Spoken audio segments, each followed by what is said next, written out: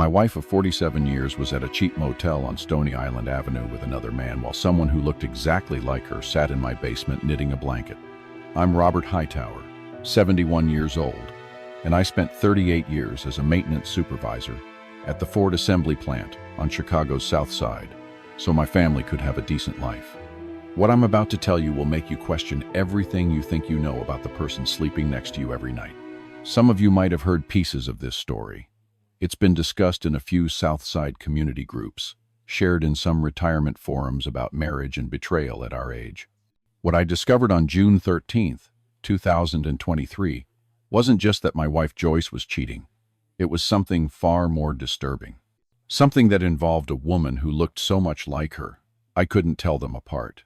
A woman who'd been coming into my house, sitting in my chairs, pretending to be my wife while the real Joyce was out doing things I never imagined.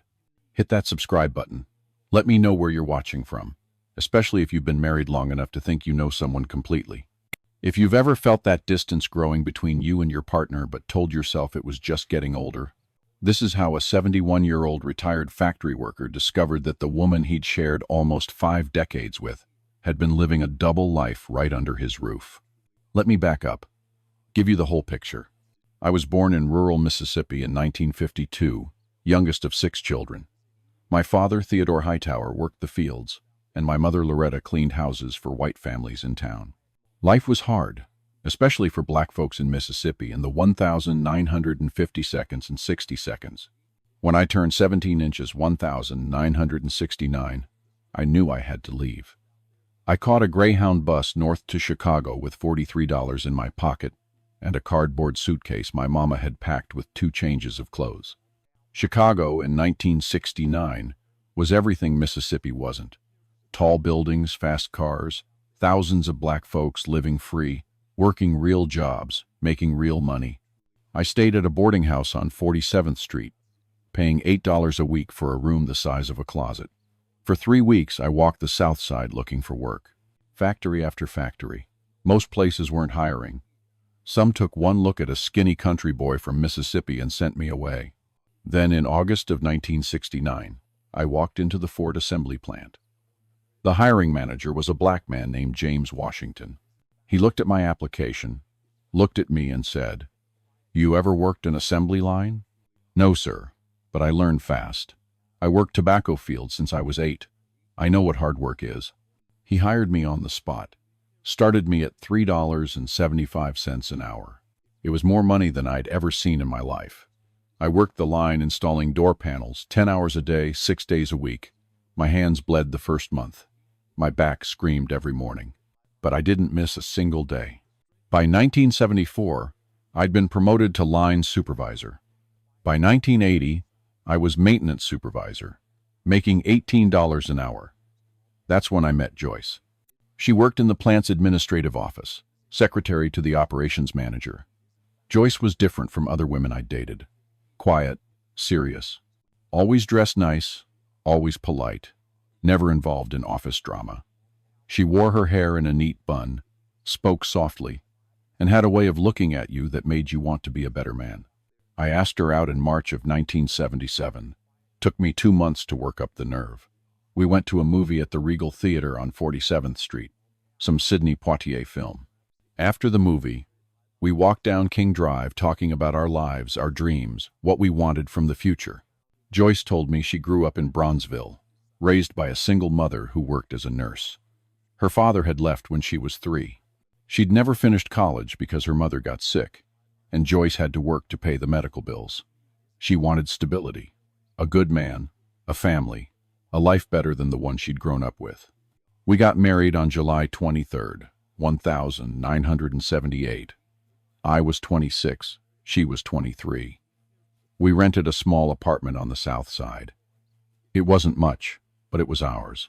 For the first few years we were happy, really happy.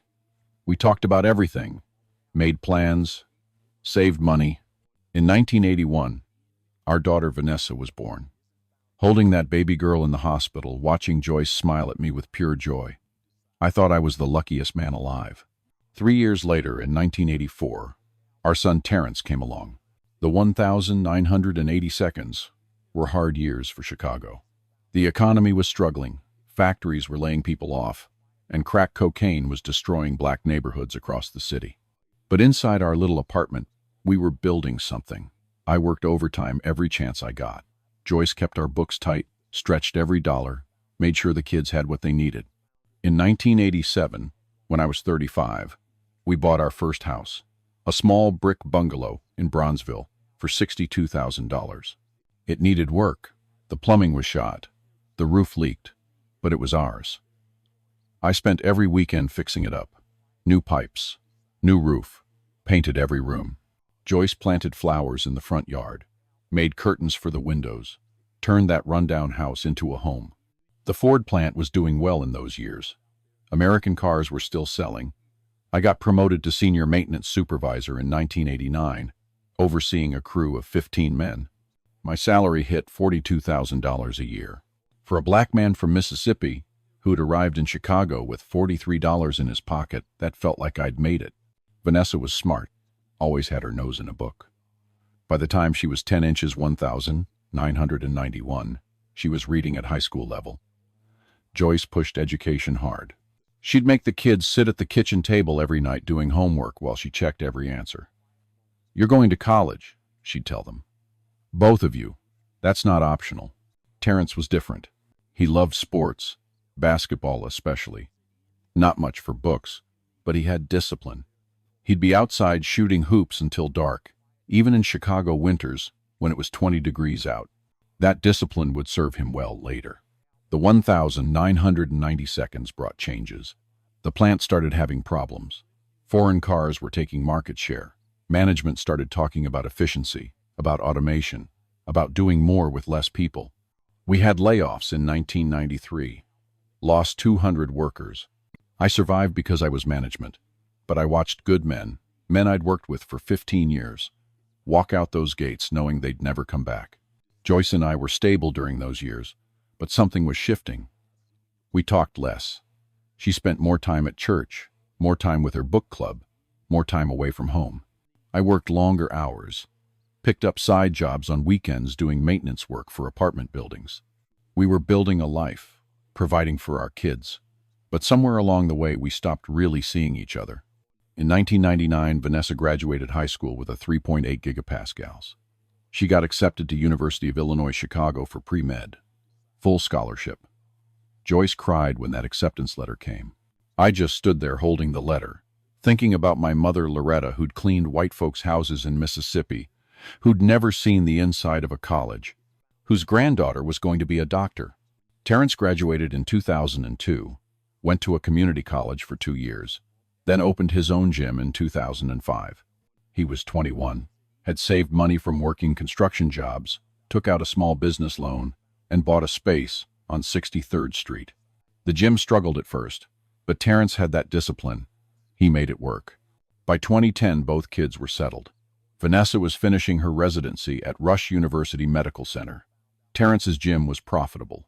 Joyce and I were in our 50 seconds. The house was paid off. Our retirement accounts were growing. We should have been happy, should have been closer than ever. Instead, we were like two people living in the same house, but existing in different worlds. We ate dinner together most nights, but in silence. We slept in the same bed until 2011, when Joyce said my snoring was keeping her up. She moved to the guest bedroom, said it was temporary. Said once I got a CPAP machine for the sleep apnea, she'd move back. I got the CPAP machine in 2012. She never moved back. We kept up appearances, went to church together on Sundays, showed up to family dinners, smiled at our grandchildren. Vanessa had 2 kids by then, Destiny in 2009 and Marcus in 2012. Terrence married a woman named Keisha in 2013, had their son Jamal in 2015. But at home, Joyce and I barely spoke. Good morning. Good night. Did you pay the electric bill? What time is your doctor's appointment? That was the extent of our conversations. I retired from Ford in 2018 at 66 years old. After 38 years, they gave me a gold watch, a pension of $2,800 a month, and a handshake. The plant closed completely 2 years later. Just shut the doors. All those jobs, all that history, gone. Retirement was strange. I'd spent my entire adult life waking up at 5:00 the morning, going to work, coming home tired. Now I had all this time and nothing to fill it with. I started spending afternoons at the community center on 47th Street, playing chess with other retired men. Started fishing at Burnham Harbor. Long empty days with too much time to think. Joyce seemed busier than ever. She'd started seeing a cardiologist in 2020. Said she had a mild arrhythmia, needed regular monitoring.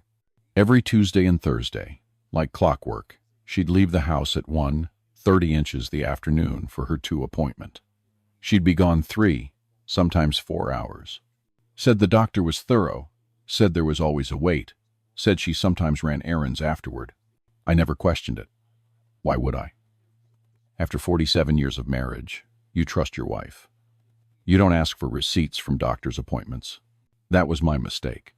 On June 13th, 2023, everything changed. It was a Tuesday, one of Joyce's doctor appointment days. The weather was typical Chicago early summer, gray clouds rolling in from Lake Michigan, that heavy feeling in the air before a storm. I was sitting on the front porch with my afternoon coffee, watching neighbors walk by, thinking about nothing in particular. Joyce had left the house at 1:30, same as always. Told me she had her cardiology appointment at 2. Would probably stop at the grocery store after, be home by 5. She was wearing her navy blue coat, the one I'd bought her for her 68th birthday last year. Carried her brown leather purse. Drove off in our red Toyota Camry. I'd settled into my chair with the newspaper when my phone rang at 2:35 the afternoon. It was Jamal, my 20-year-old grandson. Terrence's boy. Good kid, smart, studying computer science at University of Illinois, Chicago. "Pop, we need to talk," he said. His voice sounded wrong, shaky, nervous. "What's going on, Jamal?" "Pop, I need you to stay calm.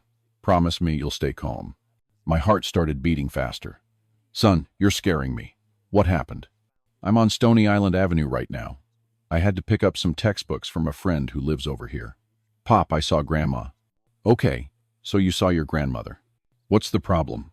"She was going into the Southland Inn, that motel on Stony Island. And Pop, she wasn't alone. There was a man with her, white guy in a business suit. They walked into the motel together. I felt like someone had kicked me in the chest. The Southland Inn. Everyone on the South Side knew about that place. Cheap hourly rates. The kind of place where people went when they didn't want to be seen. "Jamal, you must be mistaken. Your grandmother is at her doctor's appointment right now." "Pop, I'm looking right at her. I took a picture. I'm sending it to you now." My phone buzzed. I opened the message. The image loaded slowly, and when it filled my screen, my hand started shaking. It was Joyce, no question about it. Same short gray hair she'd worn for the past 10 years. Same navy blue coat. Same brown purse. I could even see the license plate on the red Toyota Camry parked in the motel lot. PLT 4729. Our car. The timestamp on the photo said 2:33 p.m., 2 minutes ago. "Jamal, are you absolutely sure this is from today? Right now?" "Pop, I'm standing here looking at the car. I watched her walk in with that man maybe 5 minutes ago. I didn't know what to do, so I called you. Don't do anything. Don't go in there. Don't approach her. Just go home. You understand me?" "Yes, sir." "Pop, I'm sorry. I didn't want to tell you, but I thought you should know." I hung up the phone. Sat there staring at the image. My mind was racing, trying to make sense of what I was seeing. Joyce, my Joyce, at a cheap motel with another man, after 47 years of marriage. But something didn't add up. Her doctor's appointment was at 2. It was only 2:35. Even if she'd skipped the appointment, why would she lie about it? And why that motel? Why with some white man in a business suit? Then I remembered something. For the past few months, maybe longer, I'd been hearing noises from the basement on Tuesday and Thursday afternoons, around the time Joyce was supposed to be at her appointments. Creaking sounds. Movement. Joyce always said it was the neighbor's cat, Smokey, getting in through the old window well. Said she'd called animal control, but they never did anything about it. I'd believed her because I had no reason not to. But now, sitting there with that photo on my phone, a terrible thought started forming. I got up from the porch chair. My legs felt weak, but I made myself move. Walked through the house to the basement door. Opened it slowly. The stairs creaked under my weight. I hadn't been down to the basement in months. Not since I hurt my back moving boxes last winter. The basement was dim, lit only by one weak bulb hanging from the ceiling. Damp smell, cold even in June. And there, in the corner, sitting in my mother Loretta's old rocking chair, was a woman. A woman who looked exactly like Joyce. Same height, same build, same short gray hair. She was wearing different clothes than the woman in Jamal's photo, wearing a simple house dress and slippers. She had large headphones on, the kind that cancel out all noise, and she was knitting. Rocking slowly back and forth, knitting needles moving in rhythm, completely unaware of my presence. I stood frozen at the bottom of the stairs. My brain couldn't process what I was seeing. If Joyce was at that motel, then who was this woman in my basement? "Joyce?" I said, but she didn't respond. The headphones. She couldn't hear me. I took a step closer. My heart was pounding so hard I thought it might give out. I reached forward and touched her shoulder. She jumped, yanking off the headphones, spinning around to face me. "Bobby, you scared me half to death. What are you doing down here?" The voice was exactly Joyce's. The face was exactly Joyce's. But something in the eyes was different. A flicker of panic. A hesitation I'd never seen before. "I could ask you the same thing. I thought you were at your doctor's appointment." "Oh, Dr. Williams had to cancel. Some emergency. I decided to stay home and work on this blanket for Destiny's birthday. Thought I'd come down here where it's quiet." Destiny's birthday wasn't until August, 2 months away, and Joyce hated the basement. Always complained it was too damp, made her arthritis worse. Why would she be down here knitting instead of upstairs in her usual spot on the living room couch? "Why didn't you tell me the appointment was canceled?" "I didn't want to bother you. You were reading your paper on the porch. You looked so peaceful." She stood up, setting the knitting aside. "Since you're down here, why don't I go make us some tea? Earl Grey, the way you like it?" She moved past me toward the stairs, walking quickly, not meeting my eyes. That's when I noticed her wrist. Joyce wore a bracelet on her right wrist. Always. A silver bracelet with small turquoise stones that I'd given her for our 45th anniversary in 2023. She never took it off. Said it was her favorite piece of jewelry I'd ever given her. This woman wasn't wearing any bracelet at all. I followed her up the stairs, watching every movement. The way she walked was right. The way she held the railing was right. But something fundamental was wrong, and I couldn't shake the feeling crawling up my spine. In the kitchen, she moved around with the familiarity of someone who'd lived in this house for decades. Knew where the tea was kept, knew which cabinet held the mugs, filled the kettle with water and set it on the stove, but her hands were shaking slightly. "So the doctor just canceled? Just like that?" I asked, sitting down at the kitchen table. "Yes, some family emergency. His receptionist called me right before I was about to leave. I probably should have mentioned it to you, but you know how I am. Didn't want to make a fuss. And you decided to spend your free afternoon in the basement? The quiet helps me think. You know how the TV noise bothers me sometimes when I'm trying to concentrate." I pulled out my phone, pretending to check messages. The photo from Jamal was still there. Joyce, or someone who looked exactly like her, walking into the Southland Inn at 2:33 p.m. I checked the time now. 2:48 p.m. Whoever that woman was at the motel, she was still there. "I was thinking," I said carefully. "Remember a couple years back when you told me about that DNA test, the one Vanessa gave you for Mother's Day?" Her hand stopped mid-pour, just for a second. Then she continued pouring hot water into the mugs. "Yes, I remember. Why are you bringing that up?" "You said you found a distant cousin, someone in Louisiana or somewhere. You got pretty excited about it." "Oh, that. Yes, third cousin twice removed or something. We exchanged a few messages, but never really kept in touch. You know how those things go. But that wasn't how I remembered it. It was May of 2021. Joyce had been unusually animated about the DNA results. Spent hours on the computer looking at family trees, making phone calls, writing down information. Then suddenly, about 3 weeks later, she stopped talking about it completely. When I asked, she just said it wasn't as interesting as she thought. What was her name again? That cousin? Whose name? The cousin from the DNA test. Another hesitation. I honestly don't remember, Bobby. It was 2 years ago. Some distant relative I'll never meet. Why does it matter? Just curious. You seemed real invested in it at the time. She brought the tea to the table and sat down across from me, smiled. But the smile didn't reach her eyes. Bobby, are you feeling all right? You're acting strange. I'm fine. Just thinking about old times. How long we've been together. 47 years this July. That's right. 47 years. Long time to know someone. Long time, she agreed. Makes you wonder if you ever really know someone completely, even after all those years. She took a sip of tea, watching me over the rim of the mug. What are you trying to say, Bobby? Before I could answer, my phone buzzed. Text message from Jamal. Pop, the car is still there. Should I keep watching? I texted back quickly under the table. Go home. I'll handle this. Is that Jamal? She asked. Yeah, just checking in. That boy needs to focus on his studies instead of bothering his grandfather all the time. Joyce never talked about Jamal like that. She adored that boy, called him her little scholar, bragged about his grades to anyone who'd listen. He's not bothering me. I like hearing from him. Still, he should be studying, not wasting time. I stood up. I need to go check something in the garage. The lawnmower's been acting up. Do you need help? No, I got it. I walked out to the garage, my mind racing. I needed to think clearly, make sense of what was happening. My phone buzzed again. This time, it was Terrence, my son. Dad, Jamal just called me. Said he saw Mom at some motel. What's going on? I'm handling it. Handling what? Is it true? Is Mom cheating on you? I don't know what's happening yet, but I need you to do something for me. Go to the Southland Inn on Stony Island. See if our Camry is still in the parking lot. If it is, write down the time and take pictures.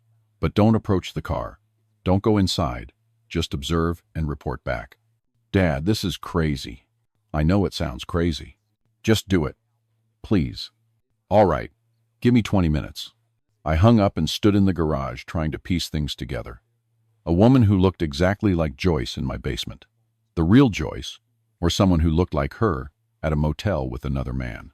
A DNA test from 2 years ago that Joyce had gotten excited about, then suddenly stopped discussing. Then I remembered something else.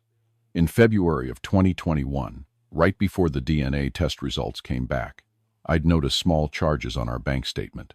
$40 here, $40 there, always on Tuesdays and Thursdays. When I asked Joyce about them, she said they were co-pays for her cardiology appointments. Insurance didn't cover everything, she'd explained. I'd believed her because, why wouldn't I? But now I was starting to wonder if those charges were something else entirely. I went back inside. The woman was washing the tea mugs at the sink, humming softly, some old gospel song Joyce used to sing at church. I'm going to run out for a bit, I said. Need to pick up some things from the hardware store. Now? It's almost 3. Can't it wait? Won't take long. You need anything while I'm out? No, I'm fine. Will you be back for dinner? Should be. I grabbed my car keys, my backup set. The Camry was at the motel, so I'd take Joyce's old Honda Accord that we kept for emergencies. As I walked to the car, I looked back at the house. The woman was standing at the kitchen window watching me leave. I drove toward Stony Island Avenue, my hands gripping the steering wheel so tight my knuckles went white. My phone rang. Terrence. Dad, I'm at the motel. The Camry's here. License plate PLT 4000, 729. That's definitely Mom's car. Anyone around it? No. Place looks dead. A few cars in the lot, but nobody outside. Stay there. I'm 10 minutes away. I drove through the south side streets, past the churches and corner stores, and vacant lots that had been there my whole life in Chicago. Past the apartment building where Joyce and I had lived when we first got married. Past the park where I'd taught Vanessa and Terrence to ride bikes. 47 years of memories. 47 years of building a life together. And now I was driving to a cheap motel to find out if the woman I'd shared almost 5 decades with had been lying to me about everything. When I pulled into the Southland Inn parking lot at 3:12 p.m., Terrence was leaning against his truck, arms crossed, looking exactly like I must have looked at his age. 40 years old. Solid build from all those years running his gym, jaw set tight the way it got when he was angry. "Dad," he said as I got out of the Accord, "this doesn't make sense. Mom wouldn't do this. There has to be an explanation." "I thought the same thing," I said. "But then I found someone in our basement who looks exactly like your mother. Someone who's been in our house while the real Joyce is here." Terrence's eyes went wide. "What are you talking about? Someone who looks like Mom?" "I mean exactly like her, son. Same height, same hair, same voice. If I hadn't noticed she wasn't wearing the anniversary bracelet I gave Joyce, I wouldn't have known the difference." "That's impossible. I saw her with my own eyes. She's in our house right now, probably still drinking tea in the kitchen." We both looked at the red Camry parked 3 spaces down. The afternoon sun was reflecting off the windshield. Everything looked normal, just a car in a parking lot. But inside that motel, behind one of those numbered doors, was my wife of 47 years doing something I couldn't even wrap my head around. "What room?" I asked. I asked at the front desk. Told them I was supposed to meet my aunt here, but forgot which room. Clerk said room 16. Said the lady's a regular. Comes every Tuesday and Thursday with different men. Regular, every Tuesday and Thursday. The same days as her supposed cardiology appointments. "How long has this been going on?" I asked, more to myself than to Terrence. "You want me to come with you?" Terrence asked. "When you go in there?" "No. This is between me and your mother. You should go home. Check on that woman in our basement. Make sure she doesn't leave. Don't let her know you suspect anything. Just tell her I asked you to stop by and check on her." "Dad, are you sure about this?" "I'm not sure about anything anymore, son. But I need to see for myself." Terrence got in his truck, hesitated, then drove away. I stood in that parking lot for a long time, maybe 10 minutes, trying to find the courage to walk to room 16. The motel was a rundown 2-story building, painted a faded yellow that might have looked cheerful 30 years ago. Most of the cars in the lot were old, beat up, working people's cars, people who couldn't afford the nice hotels downtown. Finally, I walked across the cracked pavement to room 16. Ground floor, near the end. The curtains were drawn. No sound from inside. I raised my hand to knock, then stopped. What was I about to see? Did I really want to know? I knocked. 3 solid knocks. Waited. Footsteps inside. Then Joyce's voice muffled through the door. "Who is it?" "It's Bobby." Silence. Long enough that I thought maybe she wasn't going to open the door. Then the lock clicked and the door opened a crack. Joyce's face appeared in the gap. Her eyes went wide when she saw me. "Bobby, what are you doing here? Can I come in?" "This isn't a good time." "Joyce, open the door." She looked back into the room, then at me again. Her face was different than I'd ever seen it. Not guilty exactly, more like resigned. Like she'd been expecting this moment, and now it was finally here. She opened the door wider. I stepped inside. The room was basic. 1 bed made up neat. A small table with 2 chairs. TV on the wall. It smelled like cheap air freshener trying to cover up years of cigarette smoke. A white man in his 52nds was sitting at the table in a business suit, looking uncomfortable. His jacket was off, draped over the chair, but otherwise he was fully dressed. "Mr. Hightower," he said, standing up. "I'm David Morrison. I think we should talk." "I don't want to talk to you. I want to talk to my wife." Joyce sat down on the edge of the bed. She was wearing a different outfit than the woman in the basement. A nicer dress, makeup, hair done fresh. She looked like she was going to church, not meeting a man at a cheap motel. "How did you find me?" she asked quietly. "Jamal saw you, took a picture, sent it to me." She closed her eyes. "I knew this would happen eventually. I just thought I'd have more time." "More time for what? To humiliate me? To destroy our marriage?" "It's not what you think, Bobby." "Then tell me what it is, because from where I'm standing, it looks like my wife of 47 years has been meeting strange men at motels while pretending to go to doctor's appointments." David Morrison cleared his throat. "Mr. Hightower, I know this looks bad, but I want you to know that Joyce and we're not. We haven't been intimate. This is a business arrangement." "Business arrangement? What kind of business happens at the Southland Inn on Tuesday afternoons?" Joyce looked up at me. Her eyes were wet, but she wasn't crying yet. "Bobby, I need you to sit down. This is going to be hard to hear." "I'll stand." She took a deep breath. 2 years ago, I took that DNA test. The one Vanessa gave me. The results showed I had a match. Not a distant cousin like I told you. A twin sister. Someone he never knew existed. My legs suddenly felt weak. I sat down in the chair across from the bed. A twin sister. Her name is Simone Reed. We were separated at birth. My parents kept me, gave her up for adoption. I didn't know about her until the DNA test. We started talking, meeting in secret. She was going through hard times. Lost her job during the pandemic. About to lose her apartment. She needed money. And you decided to do this? Meet men for money? She suggested it. Said she had a connection. A businessman who was looking for companionship. Discreet companionship. She said it would be easy money. One time, just to help her get back on her feet. But it wasn't one time, was it? No. The first time, Mr. Morrison here paid me $850 for 3 hours. Just talking, Bobby. He's going through a divorce. Lonely. Wanted someone mature to talk to. No physical contact. I swear to you. David Morrison nodded. It's true, Mr. Hightower. I work for a consulting firm in Indianapolis. I come to Chicago twice a week for meetings. My divorce has been brutal. Joyce, she just listens. We talk about life, about getting older, about regrets. That's all. And you pay her $850 to listen? I pay for discretion, for someone who won't judge me, who won't expect anything beyond conversation. I looked at Joyce. And this twin sister, Simone. She's the one in our basement right now, isn't she? Pretending to be you while you're here.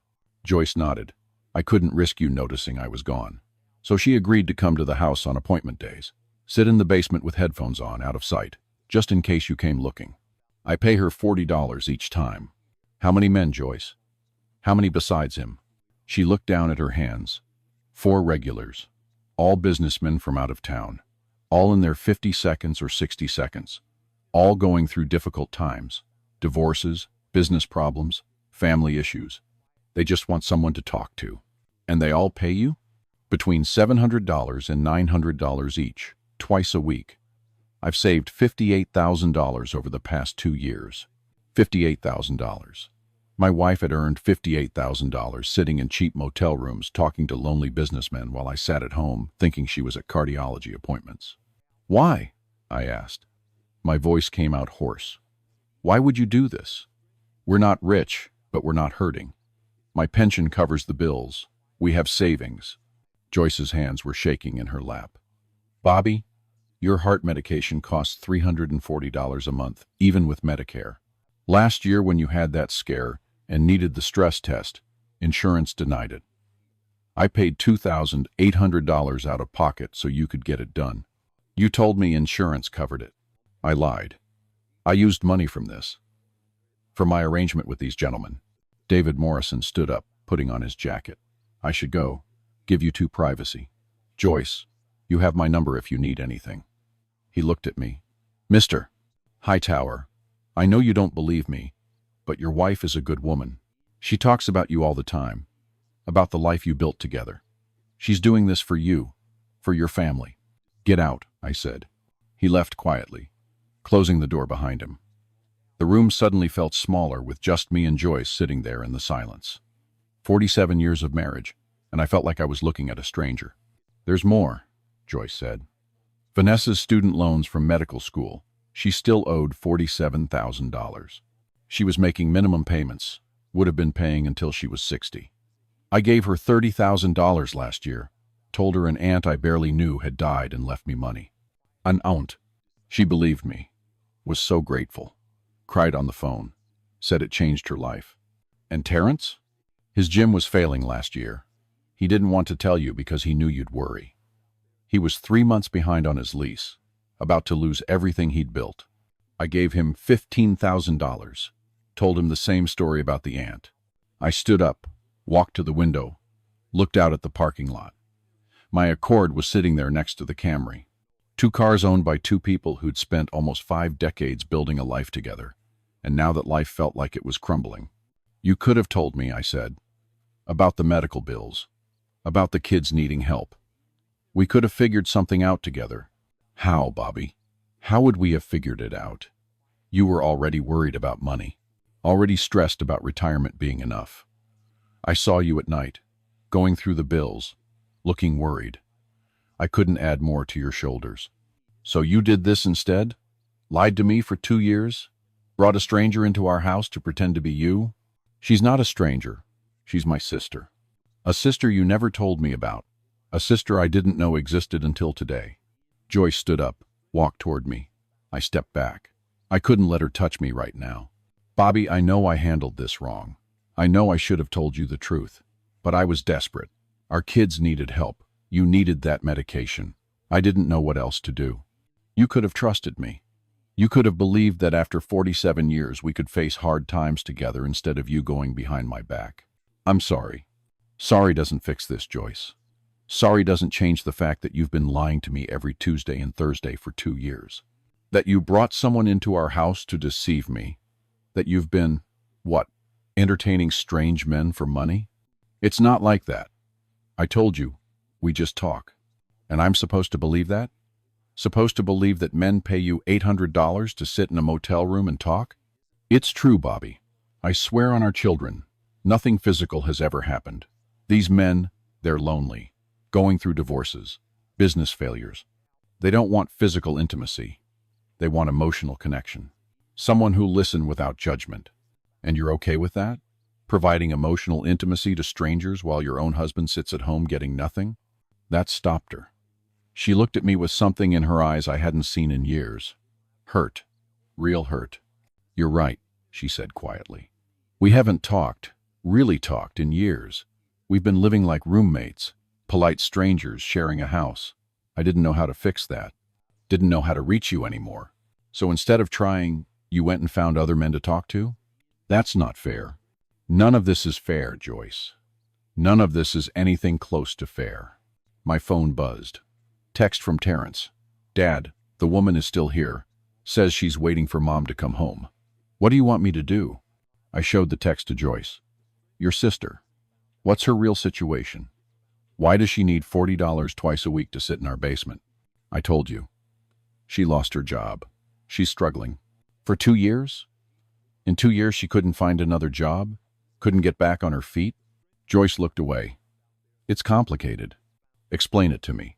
Because right now, nothing makes sense. Simone has had a hard life, Bobby. Harder than mine. She was in foster care most of her childhood. Moved from home to home. Never had stability. She's got some issues. Anxiety. Depression. It makes holding down regular work difficult. And you felt responsible for her. She's my twin sister. We shared a womb. Our parents kept me and threw her away. How was that fair? I got a stable home, education, a good man who loved me. She got nothing. When I found her, when I saw how hard her life had been, I felt like I owed her something. So you gave her our life? Let her pretend to be you? Live in our house? It wasn't like that. It was just supposed to be temporary. Just until she got back on her feet. Just until I'd saved enough to really help her start over. How much is enough, Joyce? You said you have $58,000 saved. How much more were you planning to earn before you told me the truth? She was quiet for a long moment. Then she said, $80,000. I was going to stop at $80,000. Use $50,000 to help Simone start a new life somewhere. Fresh start, new apartment, maybe a little business. Keep the rest for our emergency fund. And then what? You were just going to come home one day and pretend the last 2 years never happened? I don't know. I hadn't thought that far ahead. I just knew I needed to help my sister, help our kids, keep you healthy. I did what I thought I had to do. I sat back down. My head was pounding. My chest felt tight. For a moment I worried I was having another heart episode. Joyce must have seen it on my face because she moved toward me. Bobby, are you okay? Do you need your medication? Don't touch me, I said. Just don't.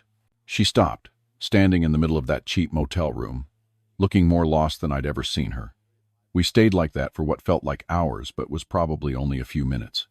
Two people who'd built a life together, raised children together, grown old together, now standing on opposite sides of a divide that felt impossible to cross. I'm going home, I finally said. I need to see this sister of yours face to face. I need to understand who's been living in my house for the past 2 years. Bobby, please. Let me explain everything to her first. Let me prepare her. Prepare her for what? For the fact that I discovered your lie? No. I'm going home now. You can come with me or you can stay here, but I'm done with the deception. I walked out of room 16 into the late afternoon sunlight. Joyce followed me, hurrying to keep up. We stood by our cars in that parking lot, and for a moment we just looked at each other. This woman I'd been married to for 47 years suddenly felt like someone I'd never known at all. I'll follow you home, she said. Bobby, please don't do anything rash. Let's talk to Simone together. Calmly. I got in the Accord without answering. Started the engine. Joyce ran to the Camry, got in, started following me. We drove through the South Side like a funeral procession. 2 cars. 2 people who'd spent almost 5 decades together, now separated by secrets and lies. When I pulled up to our house at 3:47 p.m., Terrence's truck was still in the driveway. He must have stayed, watching Simone like I'd asked. I got out, walked up the porch steps. Joyce was right behind me. Bobby, wait, she said, grabbing my arm. Please, let me talk to her first. Get your hand off me. She let go. I opened the front door. Terrence was sitting in the living room with the woman who looked like Joyce. They were having what looked like casual conversation. When I walked in, they both looked up. Dad, Terrence said, standing. Welcome back. The woman stood too, smiled at me. That same smile I'd seen on Joyce's face 1,000 times. Bobby, did you find what you needed at the hardware store? No, I said. But I found something else. I found my wife at the Southland Inn with a businessman named David Morrison. Found out she's been earning $850 a session talking to lonely men twice a week for the past 2 years. Found out you're not her distant cousin. You're her twin sister, Simone Reed. The smile disappeared. She glanced at Joyce, who just walked in behind me, then back at me. The friendly warmth in her eyes shifted to something harder, more calculating. So you know, she said. Her voice was different now, not trying to sound like Joyce anymore. Deeper, rougher around the edges. I told Joyce this would happen eventually. Told her you'd figure it out. Who are you really? I asked. And why have you been coming into my house pretending to be my wife? I already told you. I'm Joyce's twin sister. We were separated at birth. She got the good life. I got foster homes and group homes and a childhood that would break most people. When I found her through that DNA test, I finally found someone who understood. Someone who shared my blood. Joyce moved between us. Bobby, Simone has had a very difficult life. When I found her, she was living in a 1-bedroom apartment in Englewood, barely making ends meet. I wanted to help her. So you let her impersonate you? Let her sit in our basement twice a week? Simone sat back down, completely relaxed now. Like she'd been waiting for this confrontation and was almost relieved it was finally here. The arrangement worked for both of us. Joyce needed someone to cover for her while she earned money helping you, helping your kids. I needed income. $40 twice a week isn't much, but it adds up. $80 a week, $320 a month. For someone with my job prospects, that's significant. What job prospects? I asked. Joyce said you lost your job during the pandemic. That was 3 years ago. You couldn't find work in 3 years? Not the kind of work that pays what I need. Not with my background. What background? Simone looked at Joyce. Something passed between them. A warning. Joyce shook her head slightly, but Simone ignored her. I've got a record, Mr. Hightower. Fraud. Identity theft. Did 18 months at Logan Correctional Center in 2012. Been hard to find legitimate work ever since. Employers see that conviction, and suddenly they're not interested anymore. The room went cold. Terrence took a step closer to me. Mom, you brought a convicted criminal into our family home? She's my sister, Joyce said. She made mistakes when she was younger. She paid for them. Everyone deserves a second chance. A second chance doesn't mean letting her pretend to be you, I said. Doesn't mean giving her access to our house, our lives. I looked at Simone. Really looked at her. Now that I knew she wasn't Joyce, I could see the differences. The way she sat was wrong. Too casual. Too sprawled. Joyce always sat straight, proper, the way her mother had taught her. Simone's hands were different too. Rougher. Working hands, but not from the kind of work Joyce had done in offices. And her eyes, they had a hardness Joyce's never had, a survivalist edge that came from living a completely different kind of life. "How much of our life do you know?" I asked her. "Everything." Joyce told me everything. Your kids' names, birthdays, jobs, your grandkids, your history together, where you met, how you proposed, your first apartment, all of it. Why? Why did you need to know all that? In case you came home early. In case you talked to me. I needed to be able to respond like Joyce would. Needed to know enough to not give myself away. And you practiced. Sitting in our basement with headphones on, you were practicing being my wife. I was staying out of sight. Joyce's plan. She was worried you'd come looking for her, so I'd sit down there, out of the way, just in case. I walked closer to her. "Let me see your wrist." She held out her right wrist. No bracelet, bare skin. The anniversary bracelet? Joyce keeps that. I told her I shouldn't wear it. Too risky. What if you noticed it was missing? So she wears it to her appointments, takes it off before she comes home, gives it to me to hold. Then, when she gets back, I give it back, and she puts it on before she sees you. They'd thought of everything, every detail, every possible way I might catch them. It was meticulous, calculated. And it had worked for 2 years, because I'd trusted Joyce completely. Because, after 47 years, why would I question her? "Where do you really live?" I asked Simone. "I told you. Englewood. Small apartment on 71st Street. "Show me your ID." She pulled out a wallet from her pocket, handed me a driver's license. Simone Reed. Same birth date as Joyce. May 22nd, 1955. Address on 71st Street, like she said. The picture looked like Joyce, but not quite. Same face, but different energy. Different life behind the eyes. "You've been in our house, what, 200 times over 2 years? Sitting in our basement? Walking through our kitchen? Making tea like you belonged here?" "That's about right. Every Tuesday and Thursday for close to 2 years. Sometimes Joyce would leave me notes, instructions, where to sit, what to do if you came downstairs, how to answer if you asked questions." I looked at Joyce. "You left her instructions, like she was house-sitting." "I had to make sure she knew what to do. Had to make sure you wouldn't suspect anything. And you trusted her. This woman you'd known for 2 years, this convicted fraud and identity thief. You trusted her alone in our house, with access to everything we own. She's my sister, Bobby. She's a stranger who happens to share your DNA. That doesn't make her family. Family is built over years, through trust, through shared experiences. You don't even know this woman." Simone stood up, and something in her posture changed. The casual friendliness was gone completely now. What was left was harder, more dangerous. "You're right, Mr. Hightower. Joyce doesn't really know me, and maybe that was her mistake, trusting me because we share blood, letting me into her life, her home, her identity." "What's that supposed to mean?" Terrence asked, moving closer to me. Simone smiled.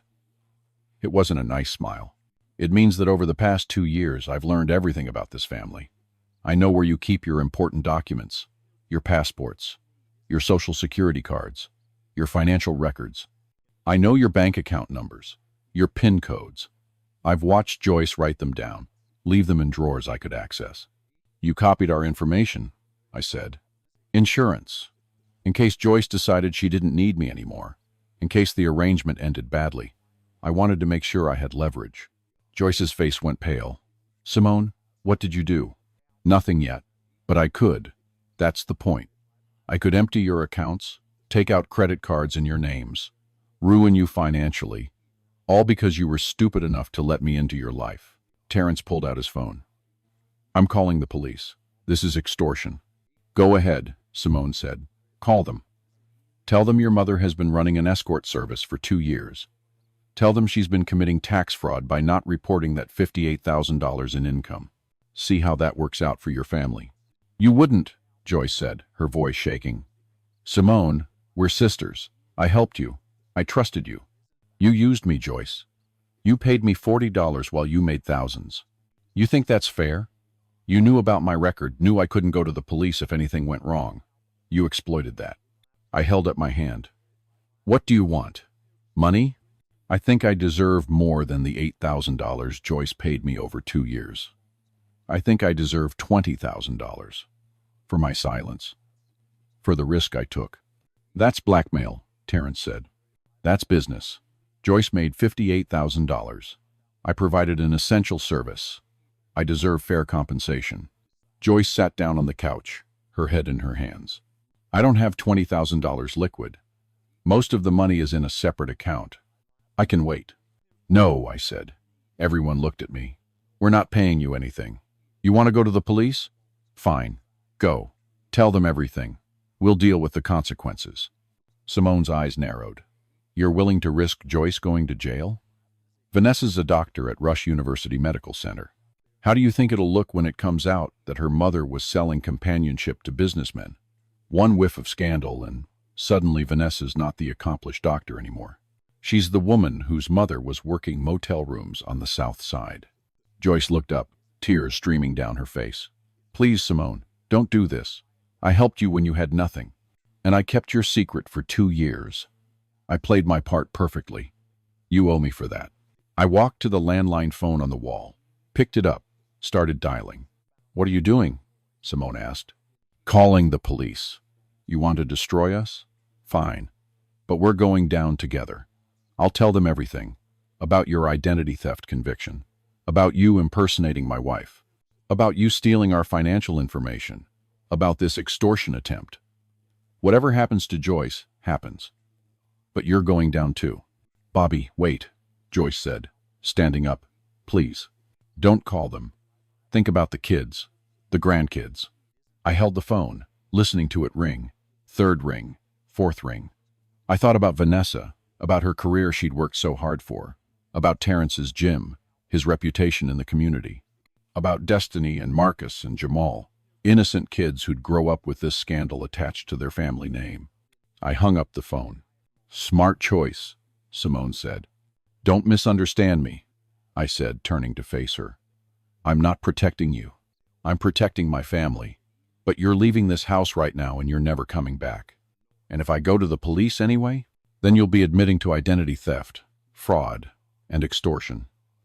You've already got one conviction. How do you think a second one will go? Simone stood there calculating. There's another option. I leave. I disappear. I take the $8,000 and walk away. But Joyce keeps working. And every month, she sends me $500. Forever. No, I said. Here's what's going to happen. You're going to leave. Now. You're going to give me every piece of paper, every photo, every bit of information you copied from this house. Then you're going to disappear. And if you ever contact Joyce again, if you ever come near my family again, I will go to the police. I will make sure you spend the next 10 years in prison. Do you understand me? Simone looked at Joyce. Are you going to let him talk to me like this? Your own sister? You're not my sister, Joyce said quietly. Not anymore. Real sisters don't blackmail each other. Bobby's right. You need to leave. Simone walked to where she'd left a small bag by the basement door, pulled out a manila envelope, threw it on the coffee table. Everything's in there. Bank statements, account numbers, social security cards, all of it. I picked up the envelope. Inside were copies of our financial documents, handwritten notes with passwords, even copies of our driver's licenses. How long were you planning this? From the beginning. The day Joyce first brought me here, I knew this wouldn't last. I needed insurance.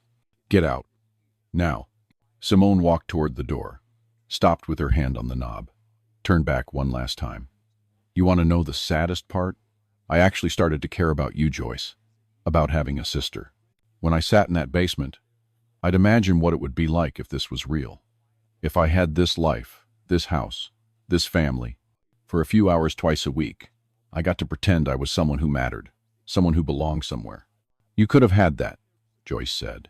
If you'd been honest, we could have been a real family. No, we couldn't, because I'm not you. I never could be. You got the good life from day one. I got nothing. And pretending just made it worse. Made me realize what I'd never have. She opened the door and walked out. We heard her car start. Watched through the window as she drove away down our street, disappearing into the Chicago afternoon like she'd never existed at all. After Simone left, the three of us stood in that living room not knowing what to say. Terrence finally broke the silence. Dad, I should go. Let you and Mom talk. Call me if you need anything." He hugged me, looked at his mother like he didn't quite know who she was anymore, and left. Then it was just me and Joyce in the house we'd shared for over 30 years. The house we'd raised our children in. The house where we'd built what I thought was an honest life together. "What happens now?" Joyce asked, still sitting on the couch. "I don't know. I honestly don't know. Are you going to divorce me?" I walked to the window, looked out at our street, Bronzeville, the neighborhood where we'd put down roots, where we'd become part of a community. 47 years, Joyce. 47 years I thought I knew you. Thought we were partners. Thought we faced everything together. We were partners. We are partners. No, partners don't lie. Partners don't sneak around. Partners don't bring criminals into the house and pretend everything's normal. I did it for you, Bobby. For our family. Don't put this on me. Don't make this about my heart medication or the kids' problems. You made a choice. You chose to handle things this way instead of trusting me. Instead of believing we could figure it out together. She was quiet for a long time. Then she said, "You're right. I should have told you about Simone, about the money problems, about everything." I was scared. Scared of what? Scared you'd think less of me. Scared you'd see me as a failure, as someone who couldn't handle our finances, couldn't help our kids without resorting to what I did. Scared you'd look at me the way you're looking at me now. And how am I looking at you? Like you don't know me anymore. I don't, Joyce. That's the truth. The woman I married wouldn't have done any of this. The woman I married would have come to me when times got hard, would have trusted me to help carry the burden. But somewhere along the way, we stopped being that couple. We stopped talking, stopped really seeing each other, and you filled that emptiness with lies. Joyce stood up, walked toward me. "Bobby, I know I can't undo what I did. Can't take back the lies. But I'm asking you, after 47 years, after everything we built together, is there any way we can get past this?" I looked at her, really looked at her. I saw the 23-year-old woman I'd married in 1978. The young mother who'd stayed up all night with sick children. The woman who'd stood by me through layoffs and health scares and all the hard years of building a life in Chicago. But I also saw a stranger, someone who'd kept secrets, who'd brought danger into our home, who'd valued money over trust. "I need time," I said. "I need space to think, to figure out if what we had is worth saving, or if it's already gone. Where will you go?" Terrence offered me his guest room. "I'll stay there for a while. You keep the house, keep the money you earned. Do whatever you want with it. But I can't be here right now. Bobby, please." "I'm not saying it's over, Joyce. I'm saying I need time. We both do. We need to figure out who we are now, after all this, after the lies come out." I went upstairs, packed a bag, clothes for a week, my medication, my phone charger, the basics. When I came back down, Joyce was sitting at the kitchen table where we'd shared thousands of meals over the decades. "I love you," she said. "I know you probably don't believe that right now, but I do. I always have. I believe you love me. I just don't know if love is enough anymore. Not after this." I walked out the front door, got in the Accord, and drove to Terrence's house in Hyde Park. He and Keisha set me up in their guest room, gave me space. Didn't ask questions I wasn't ready to answer. That was 4 months ago. It's October now, 2023. Joyce and I talk sometimes. Brief phone calls about bills that need to be paid, about family events we both need to attend. We showed up together for Marcus's 11th birthday party last month. Sat on opposite sides of the backyard. Smiled for the photos. Kept up appearances. The kids know something's wrong, but we haven't told them everything. Just that we're having problems. That we're working through some things. Vanessa keeps asking if we're getting divorced. I keep saying I don't know. The truth is I still don't know. Some days I think maybe we can rebuild. Maybe with counseling, with time, with complete honesty moving forward, we can find our way back to each other. Other days I think too much damage has been done. That trust, once broken this completely, can't be repaired. Joyce stopped seeing those businessmen. Closed that secret bank account. The $58,000 is sitting there untouched. She says it's mine to do with what I want. Says she'll never touch it. I haven't decided what to do with it yet. Simone disappeared like she promised. No calls, no contact, no attempts to extort more money. Maybe she really did just want to walk away. Maybe she's planning something else. I don't know. I check our bank accounts every day just in case. What I do know is this. At 71 years old, I thought my life was settled. Thought I knew who I was, who my wife was, what our future looked like. One phone call from my grandson changed everything. Showed me that you can live with someone for 47 years and still not really know them. Still not understand what they're capable of when they're desperate or scared or trying to protect the people they love. I'm telling you this story because some of you watching are in marriages that have gone cold, where you and your partner have become strangers living under the same roof, where you're both keeping secrets because it feels easier than telling the truth. Let me tell you something. Those secrets will destroy you. Maybe not today, maybe not this year, but eventually they'll come out. And when they do, you'll be standing in your living room, looking at someone you thought you knew, realizing you don't know them at all. I don't know if Joyce and I will make it. I don't know if what we had is strong enough to survive what she did. But I know this. If we do survive, if we find our way back to each other, it won't be the same marriage we had before. It'll be something new, something built on complete honesty, even when that honesty hurts, even when the truth is hard to hear. That's all I've got for now. Thanks for listening to an old man try to make sense of his life falling apart. If you're watching from Chicago, you know these streets. You know these struggles. You know what it's like to build something for decades and watch it crumble in an afternoon. Hit that subscribe button if this story meant something to you.